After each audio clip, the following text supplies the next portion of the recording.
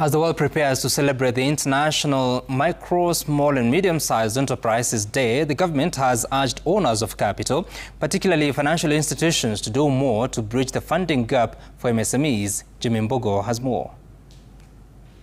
It is a sector that has been credited with the creation of jobs globally, with the International Labour Organization putting the sector's contribution to the job market at nearly 2.3 billion people, particularly women, youth and marginalized communities.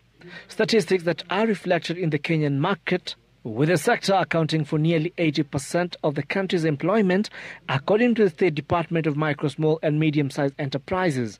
However, despite their contribution, the sector continues to struggle with access to funding.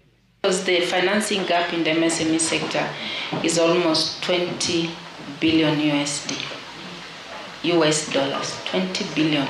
That's the financing gap that we have, the funding gap in the MSME sector.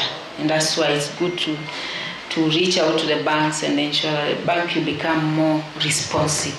Last year, we gave a commitment to be able to ensure that we increase the credit flow to private sector from MSME specifically, which was at 75 billion per year. Now, this year, we are doing 150 billion for this year, and that's a commitment we have with banks for the next 3 years.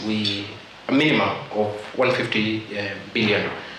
I can report that we are doing well because from January to May this year, we are at 81 billion. Through the affirmative fund, the Hustler Fund, the government is further urging banks to use the available customer data on the platform to extend more credit to the MSME sector.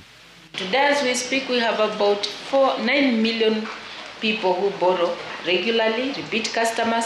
Out of them, 4.5, 50% of them are graded within the A and the B bracket. And these are the people now that we're having a conversation with the banks and to see how do we now graduate them. The World MSME Day is marked globally on June 27th as part of efforts to assess the challenges that the sector continues to face.